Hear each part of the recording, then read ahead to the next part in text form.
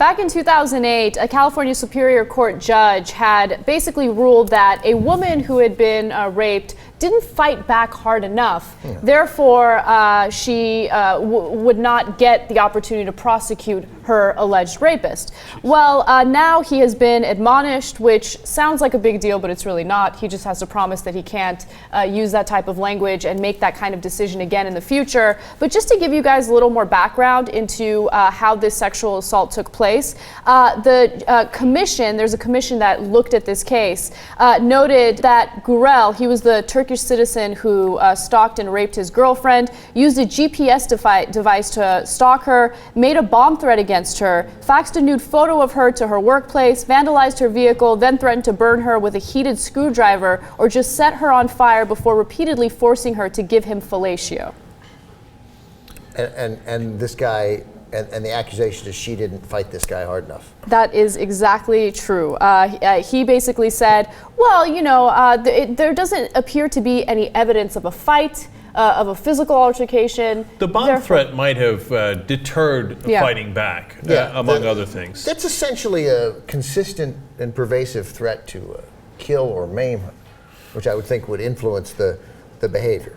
Now, the judge has got serious issues. It's not a light thing, okay? Because you look at that, and anybody who's sympathizing with the defendant there and saying, well, you know, maybe the victim invited it in any way, shape, or form, it's not just that he is not sensitive enough to rape or et cetera.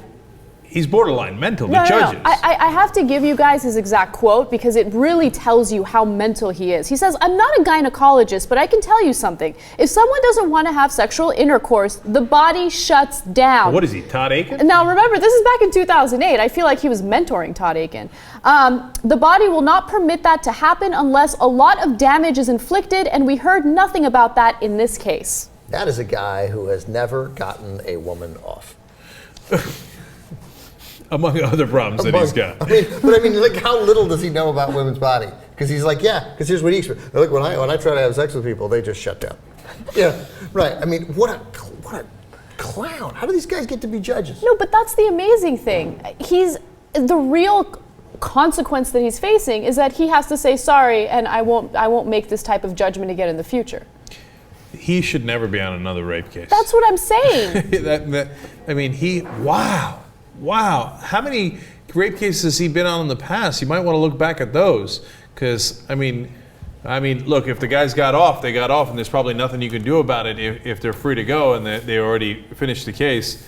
But there's a decent chance that a lot of women had a severe miscarriage of justice if that guy was their judge on a rape case.